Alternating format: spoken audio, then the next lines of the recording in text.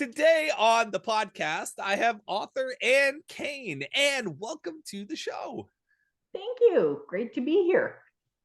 Can you tell us a little bit about the role that literature played in your life as a young person? Did you read a lot as a child or as a teen? Actually, as a child, the most exciting part of the week was Friday nights. We got to go to the library. And so we'd go to the public library, and I don't remember how many books we were allowed to bring home, but you could bring books home, and then we'd sit there and read them. And, I remember sitting there and you'd come to a word you didn't know, and I was very stubborn. You'd try and sound it out, and some of them were hilarious, I'm sure, the pronunciation, but that was basically, and that was when I was maybe 5 or 6. So I started reading at a pretty young age. But yeah, the whole family went to the library. So, hate to age myself, but in those days we didn't have 700 channels to choose from on the TV. But it sounds like your parents recognized the importance of books. I think so. Yeah. Like they got books out too. So, the whole family was sitting there in the evening reading books. So, yeah. At what point did becoming a writer yourself kind of enter your world? Was that something you thought about growing up? As a kid, I actually tried to write a story. I think it was about, I don't know, a husky or something in the far north, because we lived in Ontario at the time, so winter was a thing. So, um, yeah, I remember, and I subbed it to some kid's book. I don't remember what it was even. And at the time, of course, they rejected it, and but they sent me a lovely letter, which I really wish I had kept. I was just crushed that they didn't think I was wonderful, and that was the end of that. But yeah, that was it for a very long time, because then you grew up, you get married, you have kids, you don't have any spare time. So yeah, that And was my your first. your schooling, I suspect, was not in the realm of words as much as perhaps numbers. Yeah, actually, I did not like literature. I did not like English as a subject in high school. I get in arguments with I actually got thrown out of English class once for arguing, I think it was Shakespeare. And, the teacher was arguing, well, this is what he meant by this. And I'm going, how do you know? He was gone way, you couldn't possibly have asked him. So, anyways, apparently that wasn't a good thing to say to your English teacher. So did that influence you at all in terms of like this idea of pursuing a writing career, or was that not even on your mind at that point? It was not even on my mind at that point. No, in hindsight, it's funny because, then I go on to become an author. So no, after high school, I stayed home and raised the kids mostly. And I was always good with numbers. So, you end up, my husband was self-employed as a bricklayer. So you end up doing his books. And then I guess at some point I kind of said, if I'm going to do this, I'm going to get well paid. So I ended up going through and becoming an accountant. Excellent. Well, I think there's a lot of writers out there who wish they were better with numbers and money. At least, certainly, I might just be speaking for myself here, but I swear, no, words are my happy place, and numbers send my head spinning. Yeah, a lot of people say that. Like, how can you do both? And I'm like, well, actually, you have to be organized, really, as a writer. You know, if you actually want it to get somewhere, you kind of got to be organized and self-disciplined. And so there's crossovers. So, but yeah, if I had to choose, and if I could make lots of money writing, I certainly would. But that hasn't happened yet. So hey, there's always tomorrow. It's well, yeah, and we're here talking about a book launch, so there's always more um, Yep. surprises around the corner every time we launch a book. True. Very true. So take us So, back to around 2008 when you were first launching your career, or maybe I assume a couple of years before that when you started writing. When did that the writing bug hit you, and when did the romance genre in particular start drawing your attention? um, I think I've always loved just about every genre except Stephen King scares me, so makes it hard to sleep. I kind of shy away from him a bit, but I've always kind of liked romance. I lost my husband in 2003, And so after that, I kind of struggled with this, that, and I think I started writing because I needed something to fill evenings and whatnot. So yeah, that was it. And then I started, I wasn't really serious for a few years. I think it was probably 2007. I thought I'm gonna try this. So I joined an online writing group and discovered it's not as easy as it looks.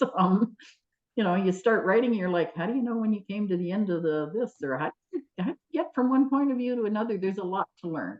You know, some Absolutely. of it was just because you've read so much, you kind of automatically do it, but there's a lot to learn, and there still is. There's always something more to learn. So yeah, I guess that was it. And then I finished the first, and I think my first, it was actually a novella, and it took me probably 6 months to write because I kept going back and rewriting it. And, I'd give it to somebody else to read, and they go, well, this doesn't make sense at all. And you're looking, going, yeah, you're right, that doesn't make sense. So you'd have to rewrite that.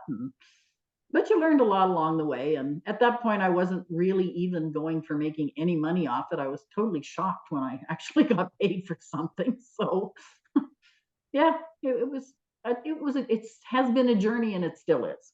So You mentioned that first piece was a novella, and I know you've published a ton of shorter pieces. What draws you to shorter fiction? actually, the first one was because a writing coach told me that practice on shorter fiction and to get characters, basically for character things. And then I kind of got drawn into one publisher who basically would not publish anything longer than a novella. So I just kept writing novellas until recently when I think I had a few longer pieces in there too. Um, but yeah, a lot of them are very short. And now I find it hard to, like, some of the ones they wanted like under 10,000 words. And I'm like, that's a chapter or two. So it's very hard to tell any kind of story unless you've got, just Christmas dinner scene or something. But yeah. So, and I've kind of gotten to the point where I want to do longer, but yeah, plotting is different for longer. So Absolutely. You've self-published, and you've also been with publishers. Where did you start? Did you start self-publishing, or did you start working with a publisher? I actually, the first one was a novella, and I sold it to a publisher through a contest. It was, I think they called it the Alpha Male Contest. It was Red Sage Publishing, who at the time were like top of the line publishers, and they published anthologies. So there was 4 stories in every book. So I sold to them based on the fact that I won the contest they were running. But then they never really made the jump to ebooks, which everybody else did. So they just kind of fizzled out before that actually went anywhere. So that was that on that one. But I actually got a fair amount of money for that one. I just didn't get any royalties ongoing because that would mean they'd have to still be up and running. So So, as someone who's worked with publishers and self-published, how do you balance those two worlds, or do you see benefits or drawbacks to each? they each have their good points and their bad points. Working with publishers is nice because they give you an editor, and it goes through a couple of editing things before it gets published, and they handle some of the marketing at least, and they have their regular people that buy things. So that's good, but on the other hand, you don't have a lot of control over, they have their preferred types of covers is one thing. And like I said, word count, they have a very stringent, this is what we publish. Well, not only word count, but content. Like I've had it thrown back at me a few times, you need more romance in this, less sci-fi kind of, or whatever. So there's, you know, pros and cons. I guess the con of self-publishing is the marketing, in that it takes time. But then again, I've done it often enough. So yeah, I said I wasn't going to do that anymore, and here I am doing it again. So yeah. I know in your bio you mentioned, you've been writing for 15 years or whatever it is, and all your stories have happy endings. Is that, just a result of the genre that you're writing in, or is that kind of a personal statement that you want to, put out into the world with your writing? Um, Mostly romance, which mine, even if it's sci-fi or fantasy, it's got the romance to it. Mostly everybody expects a happy ending. They don't necessarily expect happily ever after, but my view of the world is, everybody should get a happily ever after. Everybody should get, I realize that's not realistic, but if you want realism, go watch the reality shows. I don't watch those. It's kind of a personal statement more than anything, maybe. I don't know.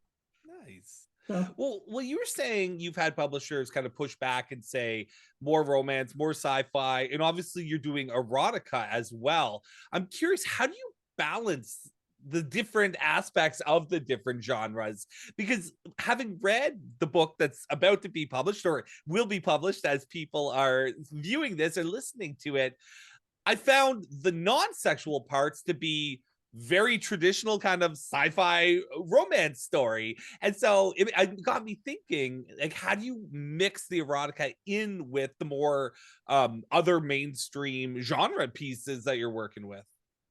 I think at some point you just decide how far you're going to go with, are they going to,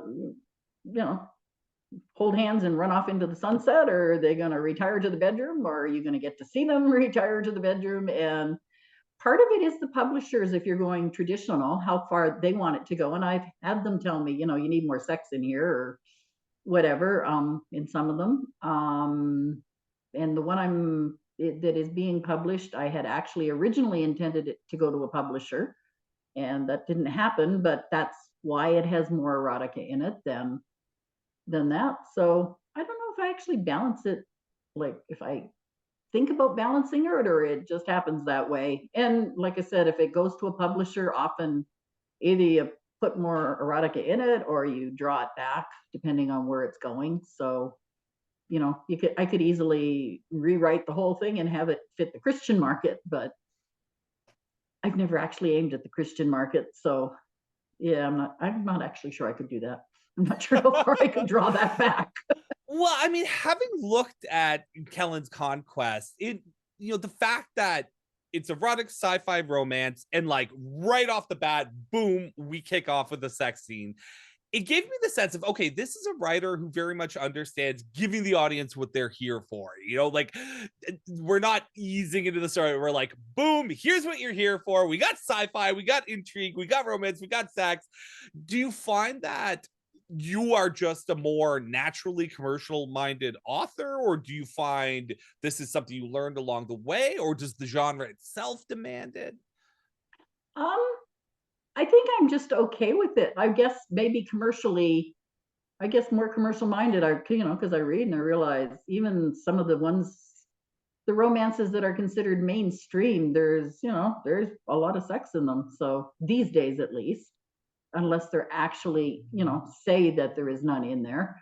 And honestly, like, most of us, if there wasn't sex, we wouldn't be here. So it's not like it's a horrible thing. So Absolutely. I mean, do you have a sense that for something like Kellen's Conquest, are people here for romance and sci-fi and sex in kind of equal amounts, or like is the sex just an interesting cherry on top of the sci-fi, or is the sci-fi just a way to get us to the next sex scene? Do you have a sense of kind of like how the reader experiences that mixture? most of the readers are here for the whole thing. They're Mm-hmm. mostly here for the romance, and they expect there to be some sex along with that. And then, like, because I've written in different genres, and then, some people are there because the sci-fi is there as well. Some people won't touch it because they want, werewolves and fantasy and dwarfs and whatnot. But yeah, I think it's basically what they expect. Yeah, the So, full package, right? and I have been told that, whether it's jumping right into the sex or the guy that got murdered or whatever, I do tend to jump right into the middle of it to start with. So I think Which is maybe great, right? You're that's the way I grabbing that do it. reader, grabbing that reader, pulling them in. Well, tell us more about Kellen's Conquest. My understanding is this was actually a book you wrote some time ago, right? Yes. Yes, this is actually that first book that I wrote that never hit the market. So this is the one that won the contest, and I said I actually did pretty good with it. It was originally written because I was aiming it at that, but I was also aiming it as part of a series that never happened because the first book never got launched. So obviously, I never got a contract for a second book or anything. Um, and I had set up a universe in which basically humanity had split into people that were genetically altered, which these days actually isn't that far fetched. So you had, the people that were, smarter, faster, better, whatever, and then you had the rest of humanity. So that was kind of the premise of the world building, and that's why it says book one of the alpha elites, which basically was the term I was using for the genetically modified supermen, I guess, supermen and women. So, and yeah, that's where this one started out. And it was a novella because the word limit on it was 25,000. And I think once it was all said and done, I think it was 23 something. So I managed to stay. They'll let you go under word limits, but they'll rarely let you go over them. So, and actually, I asked the publisher once, because they wanted me to cut a scene, and I was like, and they said because their formatting on the books they publish, if it goes over that, there's not enough pages. So I guess that's something I never looked at before, but that's how it works. So from the time when you first wrote this piece to now, how many publications have you had in between? Well, if we're counting tiny, I haven't actually got a firm number. It's something around between 40 and 50. My That goodness. includes some really short stories. Sure. But I mean, you are an experienced publisher. So what is it like returning to a story you wrote 40 publications ago? Well, for starters, you read it and go, how much do I want to change this? Because I've learned a lot in the meantime. And I decided I didn't change a lot. I did change some things where I went, wow, that's really clunky. Who let that one go through? Um, but yeah, it was interesting. And it was because it had been so long. I think it probably, what am I looking at? Maybe 10, 12 years at least. It was like reacquainting yourself with it. It's like reading a book you haven't touched in over a decade. And you're like, oh, right, I forgot about that. So it was kind of interesting. And I had actually had notes, which I was desperately digging for in my pile of stuff I save on, where I would go with it as a series. So I do have some notes for ongoing ones. I haven't decided yet whether I'm going to make them like longer, full length, and just have this as a prequel kind of thing. I haven't decided on that one yet. But yeah, I have notes and I do like sci-fi romance. So I will probably go ahead with making that a series.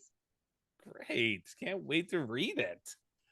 Something I noticed you did very well in this book, and again, I don't know if this is a revision you made since back when you originally wrote it, or if this was something you just naturally understood or studied at the time, but both the world building and the backstory with the lead character and the love interest is fantastic in terms of you avoiding info dumping, avoiding exposition. Was that something you were conscious of in terms of avoiding that kind of tendency for beginner writers to just info dump all the world building and backstory early on? Actually, no. And that isn't something I've revised going forward. It was No, just I tend to write lean. If anything, I don't put enough backstory in, is what I get from editors. Because and this is my whole life, I have this tendency, if I know something, I assume everybody else does too. So which isn't always actually the truth. But yeah, so I tend to go really lean on the backstories or they get sprinkled in between. But yeah, I've always done it that way for whatever reason. Maybe because I've read so much. I don't know. well, it plays great. At least in this piece, it plays lovely. Tell me about the AI dragon in the book. I thought that was a cool idea, especially when it plugs into the guy's neck. So tell me about that concept. Um, when it plugs into the guy's necks, I think I saw somebody plug a cable into their neck on a movie I was watching somewhere way back, obviously. I don't remember which movie it was. And I thought, oh, cool. So you're hooked right into the computer. And the dragon, I felt that she needed a sidekick. And obviously a dog or a cat was a bit much at that point in history. So in the world building, and I've always liked dragons. So I threw a dragon in there. And then, yeah, I thought, well, if the dragon was actually just an AI, then you could plug the dragon in and, it's kind of useful. So that's where I threw the dragon in. Just kind of a sideways thing. I don't know. That's great. In terms of the sci-fi, there's certainly kind of like the traditional warp speed space travel type stuff, but I was also picking up a bit of a cyberpunk feel to it in terms of the conspiracy kind of thriller aspect to the storyline, and some of the, even plugging into the internet via the AI and stuff. Is cyberpunk an aspect of sci-fi that interests you? Yeah, I like cyberpunk. So I'm picking up on your influences. Yeah, yeah, that's just kind of something I like. So that's how it went. So something I've always found is romance is, I always say this to my clients, romance is the perfect subplot. It's the genre. It's the one genre that melds almost perfectly with every other genre. So for example, cyberpunk romance, right? Or sci-fi romance works Yeah. great. I'm much less knowledgeable about erotica. Does it work the same way? Can you meld erotica with most genres the way you can romance? I think you can, because Yeah. let's face it, doesn't matter where you go, it's always going to be a thing, right? Like, Yeah. hopefully we're not going to get past, that method of reproduction or whatever, or just enjoying it. So yeah, I've always found it can pretty much go through anything. So, So and as it an depends what your erotica, audience is looking for, I guess. right, right. As an erotica author, I mean, as a fantasy author, I sometimes get embarrassed. Well, people will be like, "What's your book about?" And I'll be like, "Vampires." Is there ever a situation where you're like, erotica, or are you just totally comfortable with what you create and happy talking about it? Um, I'm comfortable with it. I'm happy talking about it. I don't discuss it with the grandchildren Sure. or or members of the family. I don't think they want to discuss it with me. So yeah, yeah. When you say, all your friends and family buy all your books, it's like, no, actually, I don't discuss it with them because yeah, there's just a line you don't want to cross sometimes. I saw a photo on the internet recently, and it was of the epigraph, or like the dedication to a book. It was someone had taken a photo of it, and all it said was, "If you're a family member of mine, please, for the love of God, close this and do not read it." As much as some authors want their fans family to read it, some do not. That's perfectly understandable. Yeah, well, like I said, I've got two sons and a pile of grandkids, and I'm pretty sure they all know intellectually, but no, they don't want details. So we just avoid that. Well, I got to meet you recently through my story plan program. And I remember on our first group coaching call, everyone was introducing themselves, and one person was like, I teach reading, and another person was like, I teach reading, and then you said, oh, I'm nothing like that, I'm an accountant or something. And in my mind I was like, okay, there's our beginner, there's the nice accountant who's going to come in and try to write a novel, great. And then I got your first week's homework, and I was like, okay, this person knows what they are doing. And you just continued to prove that throughout the program. You were, just knocking everything out of the park, and came out of it with like an incredible outline, in my opinion. uh, what brought you to the program, given your level of experience? What were you hoping to get out of story plan, and did you get it? Well, Story Plan, I think was or you marketed it or somewhere. It said it was about learning how to plot a novel. And as you mentioned, I've done a lot of short stories, not nearly as many full length. I'm thinking maybe 4 full length, maybe 3, because one of them is not really full length. But my problem has always been pacing in a plot. So, and in the end, you get it, but you've gone back and revised things 2 million times. So, and I've always done Penster. I just sit down and I start in chapter 1 and write straight through. So, and in my head, I know how things happen, but I don't necessarily get it down on the page. Like pacing, like you've got to have certain things happen at the right time. And I wasn't doing that. So like I kind of in my head knew how it was supposed to work, but I didn't have any framework to do it. And that's what Story Plan Intensive gave me. And maybe it looked like I was hitting it out of the park, because once you explained how to do a certain section of something, I'd go, oh, okay, so if I do this, it'll work. So it like got me to plot it out. And yeah, I'm really happy with the outline I've got for the one I'm currently working on. So, and it's aimed at being 70,000 words, so a full length novel. So it really helped, and I've always been a fairly quick learner. So, and I guess it helps because I've watched people go through courses and they've got a certain amount of experience, so they figure they know everything anyway. So why take the course if you're not gonna, if you're not gonna listen to what's being said? So I've really found it really, really helpful. And since then, I've actually joined your first draft course, which is also I've learned a lot from. So, there's always something to learn. And especially, like I said, I'm kind of heading in a maybe not a different direction, but a different direction, as in I'm trying to plot full length as opposed to shorter. So, and plot as opposed to just closing my eyes and going for it. So, Yeah, and I know it's really helped. you and I touched on this idea of it does get even when you reach a certain level of mastery, it becomes stagnant at some point, right? As an artist, you kind of want to continue to grow and learn and try different things, right? Which is what you're doing, I think, with this book and with the programs. Yeah, definitely. I actually, up until midsummer this year, I hadn't written in 2 years because it got to be boring. It got to be, I have to get this done. I'm on a release schedule. You need a book that says this. And I wasn't having fun with it anymore. I don't know if having fun, but I wasn't enjoying it. I wasn't getting that, yeah, this is great feeling as I write it. I was getting, oh, good, we're done and I can send it in now, which, and there's always something to learn. So I kind of thought, what do I really want to do? And I thought, go for the full length, and we're going to do that. And I need to learn a little bit more about how to do that. So yeah, I figured I'd give it a shot and I'd either like it or not. So here we are. Well, it's been such a pleasure working with you. I hope to continue to support you in your writing. Tell the folks listening or watching about Kellen's Conquest and where they can pick it up. Okay.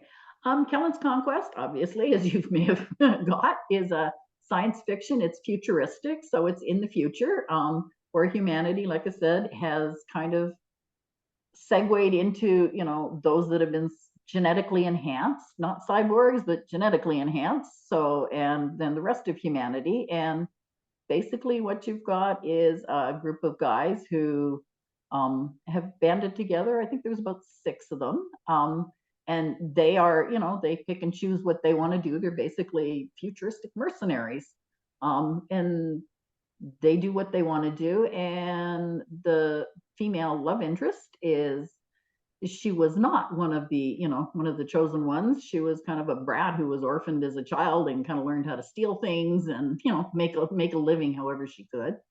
And she had, previous to this book, so this is your backstory, had worked with Kellen and then decided that these two never mix. We're not going to get married and live happily ever after. And she wanted a family. She never grew up with one, so she took off, and then they kind of came back together in that she snuck onto a ship and tried to steal some stuff from him. And I don't want to give away the whole plot here, but and then he was basically set up to murder her when she came back. So then he's like, hey, I've been set up and I want to know who and I want to know why. And not that I would ever care about this woman because she's obviously not worthy of me, but I don't want anybody to kill her. So it kind of goes from there. It's kind of I really enjoyed writing that one. So well, I very much enjoyed it. And it's available on Amazon. So Amazon in whatever country you are. And for the first 3 months at least, it will be in Kindle Unlimited if you subscribe to that. And for the first week, I've dropped the price on it to 99 cents. So that's 99 cents US. So wherever you want to buy it, if you want to buy it the first week, it'd be a really good time to get it at a really good price. Absolutely. We will include the link in the show notes for this episode. So that's 99 cents American, which works out to like 14.75 Canadian, I think, right? No, not 14.75. $1.37 Canadian. It depends on which day. For sure. Well, and I can't wait to see this book launch and for folks to get it into their hands and enjoy it. Thank you so much on the eve of its launch, taking some time to come on the Writing Coach podcast with me today. Okay, thank you for having me. That was fun. That was nice. Thank you.